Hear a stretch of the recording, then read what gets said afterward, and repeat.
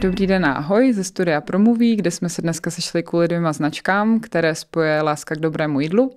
První z nich je Agrola z Jindřichova Hradce, která vyrábí jogurty a zákysy z mléka z českých farem a z vlastních mléčných kultur. No a druhou značkou je Bistro na Lžíci a jehož spolumajitelka a zakladatelka Saša je tu se mnou a budeme si povídat o životě v bistru, o tom, co ji na tom baví, co je možná náročný, o jejím vztahu k mléčným výrobkům. Třeba dojde i na nějaký recept, tak pojďme na to. Tak ahoj, já moc děkuji za pozvání. No, my si vážíme toho, že jsi udělá čas. Vím, že ho máš teďka hodně málo, protože jsi zmiňovala, že vám vlastně začala sezóna, kdy jedete i víkendy, jezdíte na akce. Tak kam vyrážíte? Tak s příchodem jara se otvírají venkovní akce, takže teď jsme měli první trh na Včelný. Teď pojedeme na Homole, teď tenhle víkend, další víkend máme otevírání akce v Chlumanech. Mm-hmm. Pak začíná sezóna svadeb, takže nám to pěkně začíná. Takže i svatby děláte? Děláme svatby. A kolik tak svadeb za tu sezónu uděláte? Snažím se je tak prokládat, aby jsme měli aspoň jeden víkend volnej, takže třeba 7 svadeb dáme. Mm-hmm. Už to začíná teď od května do září, někdy i v říjnu, ale jsou to spíš venkovní akce, takže jedeme hlavně léto. Mm-hmm. A jak dlouho vám třeba trvá se na to připravit, protože vlastně 5 dní v týdnu bistro a potom... Musíš si to dobře propočítat, jaký den, kdy vlastně máš co připravit, ale tak 1-2 přípravy vlastně po večerech, potom když doděláš přípravy na další den na obědy, tak jedeš vlastně ještě přípravy na tu svatbu. Snažíš se to třeba propojit, kdy vymyslíš jídlo na tu svatbu tak, aby se ti to trošku vlastně svezlo i s obědama v bistru a zároveň si vlastně spláchla 2 mouchy jednou ranou.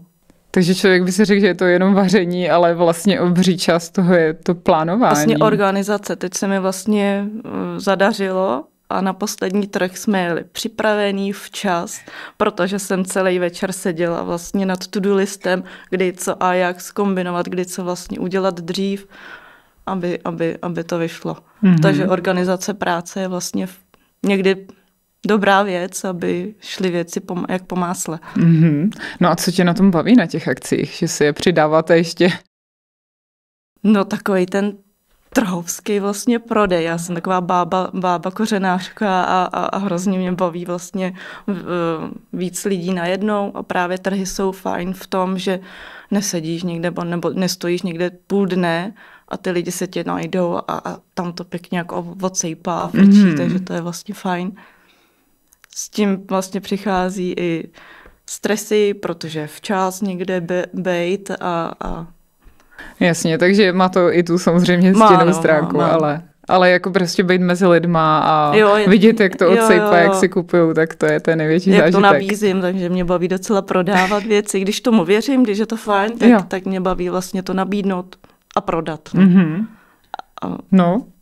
Takže, ale to musí být dost záhul, jako vlastně ten biznis, jak jsi do toho vlastně dostala, jako od malička jsi měla vztah k vaření, nebo to přišlo časem? Už od malička, v 6 letech, už jsem si otvírala své první bistro a bylo to u nás ve vsi na Návsi.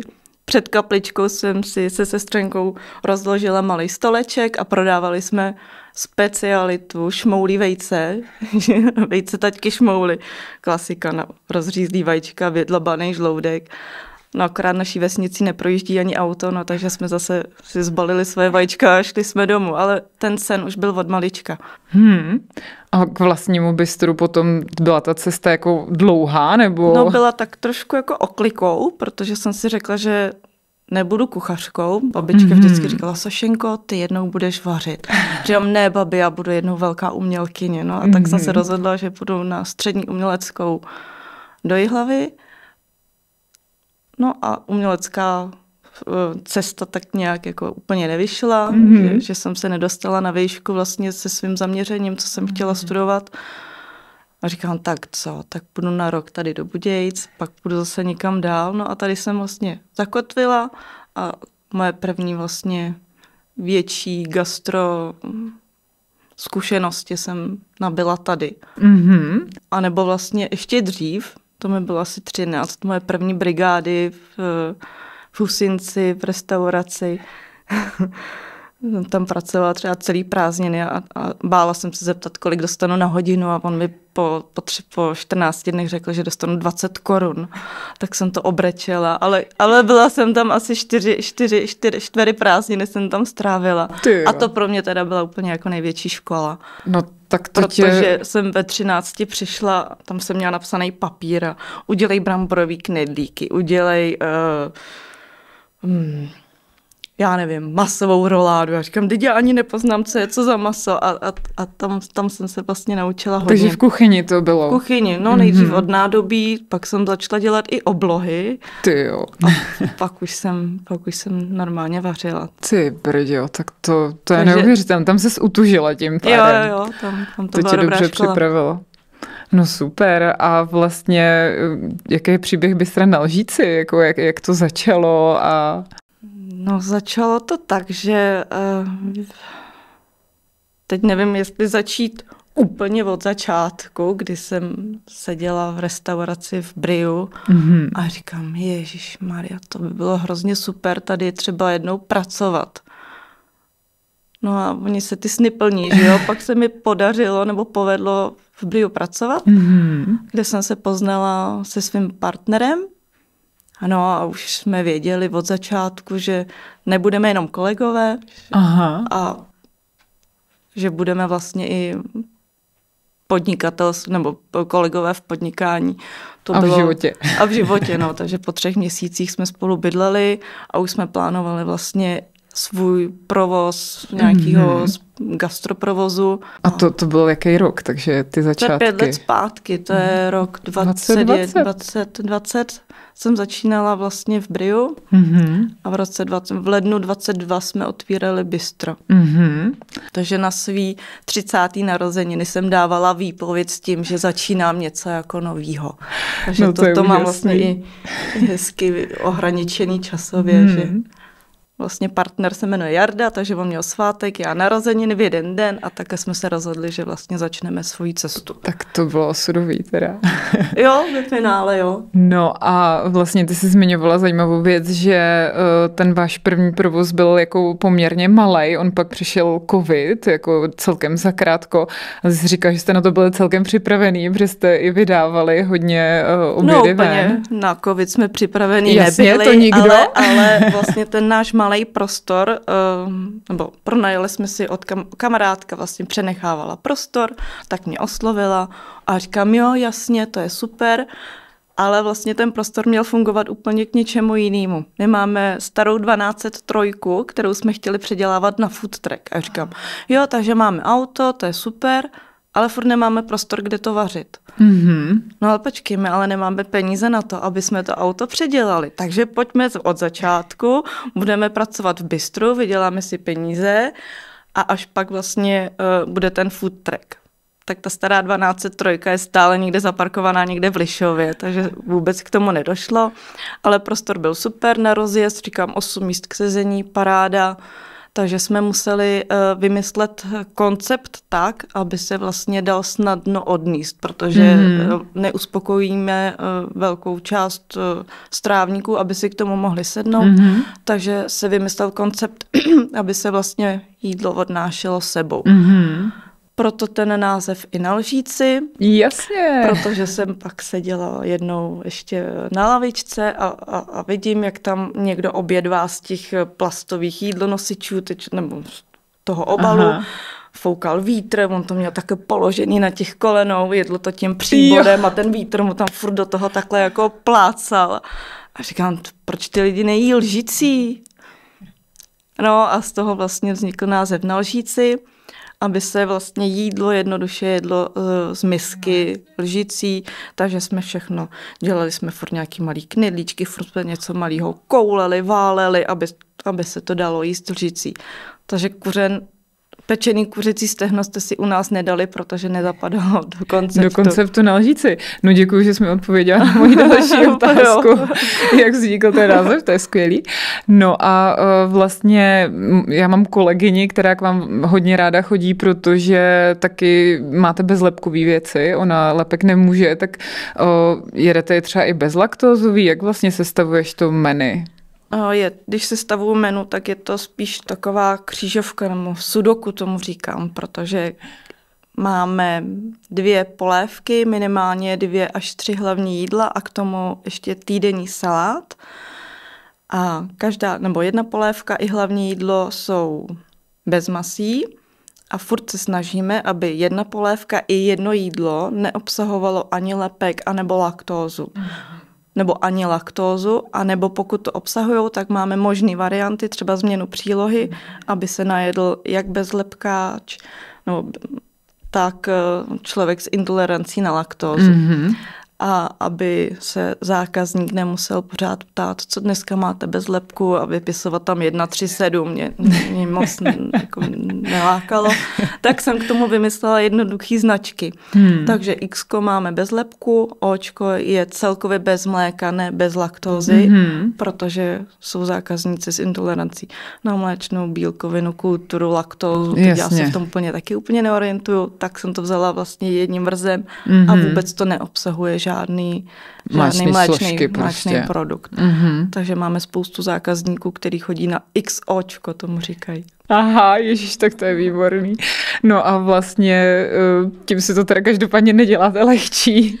No, jako myslím si zároveň, že jsou to asi ty věci, které k vám ty zákazníky jako přivádějí zpátky. Jo, taky si myslím, že spousta lidí nemůže spoustu výrobků, tak tady mají takovou jednoduchou možnou volbu. Že vidí, co zrovna je s křížkem nebo kolečkem a můžou si to bez problému dát. Jo, to jsou piškvorky teda. Piškvorky, jo, sudoku a piškvorky, líbená hra. No, super a najím se tam i když teda můžu všechno, ale vlastně. Jo, vždycky tam máš nějakou klasiku plnou smetany a mouky a základu s bešamelem a jedeme i úplně českou klasiku, východní. No tak super, že se nevyhýbáte laktoze, protože to je tady náš přítel dnes. A vlastně, když bych to vzala, tak co je nějaká nejčastější vlastně mléčná přísada nebo mléčná ingredience, kterou používáte? Smetana. Když je něco hodně hustý, tak se to ředí smetanou. Takže to je smetana, parmezán, gorgonzola, crème fraîche. A jak si zakládáte vlastně jako na kvalitě těch potravin, jak to řešíš, jak je vybíráš? Furt je to taková hra poměr cena výkon. Nikdy nesáhnu teda po nějakým nekvalitním produktu, ale furt musím zohledňovat vlastně i cenu a dostupnost té suroviny, abych věděla, že když budu chtít tu surovinu ve středu nebo za měsíc, že ji furt budu mít k dostání v takovém množství, ve kterým ji zrovna potřebuju.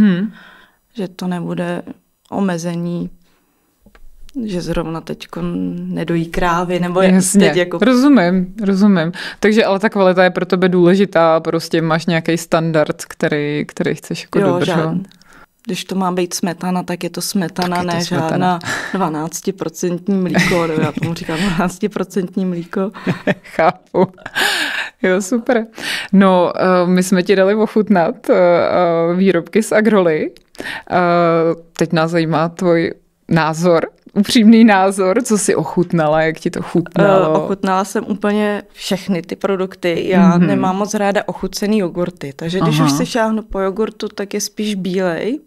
No a je pravda, že jsem byla trošku překvapená, když jsem otevřela ten jogurt, že jsem tam nečekala tu silnou tukovou vrstvičku, ale je fajn, je znát, že ten jogurt je živej. Má na té chuti. Na té chuti, že je výraznej. Kdo nechce, tak si tu tukovou vrstvičku sundá. A ty jsi to udělala? Já jsem dala ochutnat kocourovi.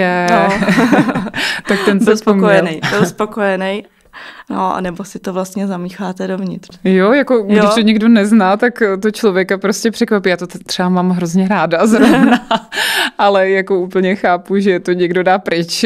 Někdo tomu řekne škraloup a pryč s tím. No ale... a taky jsem právě nevěděla, co to je, tyjo. Tak to je známka toho, že je to kvalitní výrobek a nahoře je ten touček. Tuk je nositel chuti, že jo, takže to tam je fajn. Sice jsem měla trošku problém se zákysem, jak je hodně, se si musela... Má se pohybovat i takhle, ne, je to opravdu věda. Je to tanec, až taneční, ano. Říkali jsme si, že by z toho mohlo být i zajímavé video, jak si rozmíchat zákys. Super, no a vlastně poprosili jsme tě, jestli bys něco nevymyslela, co by se dalo vlastně z výrobků z Agroly uvařit, tak jak jsi na to šla? No něco málo jsem si připravila už teďko o víkendu, kdy jsem vyzkoušela. Dělala jsem placky, takový lokše.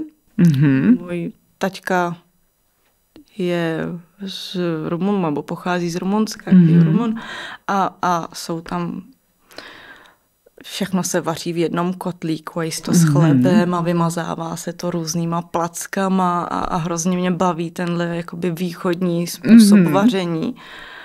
A pamatuju si, že od malička taťka připravoval tyhle lokše. A nejlepší jsou vlastně na suchopečený, buď na pánvičce, teď jsem seděla na ohni.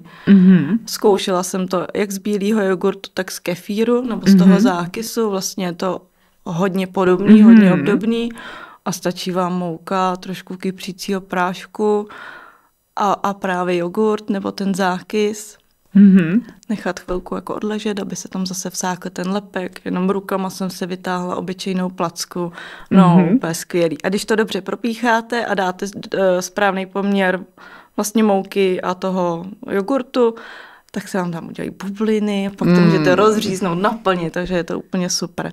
Že já úplně nejsem na sladký, takže já myslím, že jogurtových buchet už je tady spoustu. No mě právě nadchlo, že zmiňuješ slané jídlo, protože právě s jogurtem zákysem se lidi hodně spojí jídlo sladký, jasně. Ale prostě tohle. A co mám na jogurtu hodně ráda, je do jogurtu nakládat maso. Ono změní strukturu, skřehne, zvláční a je to úplná... A na jak dlouho se to tak jako má naložit případně, když se rozhodneš? Minimálně jako na noc. Přes noc, aby to mělo nějaký smysl, tak přes noc. Já maso nesolím, aby zbytečně vlastně nepouštělo ze sebe vodu, šťávu, takže jenom byliny, trošku citronový kůry, právě ten jogurt přes noc to naložit, pak to ani neomejvám a třeba jenom sprutka na pánvičce, orestu třeba kuřecí prso celý naložený, pak si ho jenom orestuju, dám si ho dopít třeba na nízkou teplotu do trouby. A tam je vlastně i nalepený na té pánvičce pak ten jogurt s těma bylinkama, tak to jenom trošku zacáknu bílým vínem. Zavařím, maličko másla nakonec a máš krásnou šťávu právě k tomu masu. Nebo kapří hranolky nakládám jedině jakoby do bílého jogurtu. No tak... Takže právě jak obsahuje tu kyselost, tak... skřehnou nebo vlastně zmizí i ty kosti z té rybky, protože to krájíš i s tou kůstkou. Takže ten jogurt ti tam napomůže k tomu, aby zmizela ta kost. No já se těším, až ochutnám, co jsi pro nás připravila, tak to nás čekáš u tebe v bistru nebo u vás. Super, no pomalu se blížíme ke konci. Já ti moc děkuju hlavně za to, jak tak upřímně odpovídáš a krásně to do sebe zapadá. Mě zajímalo vlastně, zmínila se, že toho máte fakt hodně a umím si to představit, že ten den jako začíná někdy brzo a končí poměrně pozdě, pořád jste v kuchyni. Jak jako odpočíváš vlastně, nebo jak dobíš baterky? V bistru je docela hluk, při obědech, při výdeji, tam spíš dělám hluk já, takže já mám hrozně ráda ticho. Takže pro mě největší relax je ten, když mám chvilku ticha a ráda cvičím. hlavně jako jogu, něco pomalejšího, kdy vlastně se začnu víc vnímat já, než vnímat sama to okolí. sebe. Jo. Jasně, takže si užiješ prostě chvilku se sebou. A cvičíš doma, nebo chodíš třeba i ven? Cvičím doma, ale teď jsme si pořídili jako chaloupku krásnou na Šumavě. A tak to je balzám cvičit venku. No tak to je nádhera. A tam je právě i to ticho. Úplně jiný, než je ticho ve městě. No, ticho ve městě vlastně vůbec není. No, je to pravda. A teď tam mám vlastně oblíbený strom, takže když jdu k tomu stromu, no, tak to je pro mě úplně to největší vypnutí. Takže i z přírody čerpáš hodně úplně prostě. Nejvíc. Když je možnost, tak jo. Tak teď jste si ji vyrobili, tak to je super, jenom na chaloupku se asi teď chvíli nepodíváte, když máte... Je to náročnější, no, když máme tu akci, tak vlastně sobota je věnovaná té akci a v neděli už vlastně zase probíhají další přípravy na celý týden, včetně nákupu, úklidu a všem věc, nebo všechny věci spojené vlastně s provozem, co nejsou vidět, což mě občas jako mrzí nebo zaráží, že si lidi neuvědomují, co všechno je vlastně s tím spojený. No mě už jenom to, co jsi zmínila vlastně na začátku, to kvantum té organizace, který zatím je, tak popravdě jako úplně neznalej zákazník si to prostě neumím představit. Já vyjdu z té kanceláře, jdu do toho bystra, chci to svý jídlíčko a pak zase odcházím, takže... Jo, vy máte jenom obědy. Od 11 do 3, tak to je dobrý, tak to ve 3 zavřete a jdete domů, ne? Jasně, chápu, no. Ale jo, je to těžký, když člověk tu věc nedělá do ní vidět, takže obdiv znova, že vlastně držíte, protože to musí být fakt náročný. Ale máme hrozně fajn zákazníky, protože já tomu říkám furt, že naše dveře jsou taková boží brána a vlastně tam nepropouští nikoho, kdo tam nemá být. Tak to je krásný. Že opravdu výjimka, že tam přijde nějaký zákazník třeba neúplně spokojený, nebo většinou nic neřekne, ale musím říct, že zákazníky máme milionový. A předpokládám, že se hodně vracejí. Že jo, už... to mě na tom nejvíc baví, že jsou to stálí zákazníci. A já si pamatuju, co jí tahle paní, co nejí tahle paní, co by si mohla dát třeba z vitríny a tak. Jako musím říct, že to je jako moc příjemný, když tohle člověk zažije, když se někam vrací a vlastně už mu ten člověk naproti vyjde vstříc a říká, tak zase dneska to bude to, co obvykle, tak to mě taky vždycky zahřeje, takže to je krásný. Jo, jsou zákazníci, kteří jenom přijdou k tomu pultu a já jim řeknu, co si dají. To mám snad napsaný na čele. Říkám, no už je to jasný, co si dáte. Už víme. Jo, už víme. Tak je to. Super. No a úplně poslední otázka, to mě hodně zajímá. Co tě za poslední dobu jako nejvíc potěšilo? Když to bude nějaká úplná drobnost, tak tím líp. Včera jsem měla svátek a dostala jsem od mamky takový velký proutěnej koš. Tak jsem hned šla na kopřivy a na bršlici a na čerství pampelišky. A když ten koš naplnila, tak to mi udělalo velkou radost. A použiješ to v kuchyni? Jo, celý týden. Teďkon podáváme salát právě s tou bršlicí. Ty jo. Takže každý lísteček jsem držela v ruce a je to super. To mě mimochodem hodně překvapilo, když jsem zjistila, že tenhle plevel, který je poměrně agresivní, když to člověk má dostat ze zahrádky, tak to je jako radost. On toho plnej sád. Tak jakože je to vlastně zdravá potravina, tak ona je tady nám daná k dispozici, aby jsme jí měli co nejvíc a my ji takhle vyháníme. Jo, právě partner, to je takový dobrý paradox, partner chodí kolem baráku a všechno vykopává a já chodím kolem baráku a všechno tak jako ždibávám. Říkám, ježišmarja, a tady mám ještě tu bezinku. A tu mi chce Jarda porazit. Říkám, ne, to tady musí ještě zůstat. Tak to je krásný. Takže já sbírám a Jarda to trošku plení. Takže největší radost z koše plného. Jo, teď za poslední dobu mi tohle udělalo radost. Tak to je krásné. A nebo když mi pěkně vyběhly ty jogurtové placky třeba. No já už, aby jsme oni budou. Už aby jsme se na ně dostali, těším se, že ochutnám. Tak jo, Sašo, moc ti děkuju za tenhle rozhovor. Bylo to moc příjemný a moc vám fandím, ať se vám daří a daří se vám tak, jak vy chcete a ta boží brána pořád funguje, protože to bylo moc krásné, co jsi řekla. Moc díky. Tak a děkuju i vám, že jste si nás poslechli. Pokud neznáte ještě Agrolu, tak ji určitě ochutnejte. Můžete zajít na jejich e-shop, kde vlastně seženete celý sortiment, doručí vám ho tam, kam budete potřebovat. A pokud jste z Budějovic, zajděte do Husineckého chleba, kde si můžete výrobky Agrola koupit. No a pokud vás bavil náš rozhovor, tak nám třeba dejte tip, o kom byste se chtěli dozvědět víc, která kavárnička, cukrárnička nebo bistro vás zajímá a chtěli byste tušit a vědět, kdo je za ním.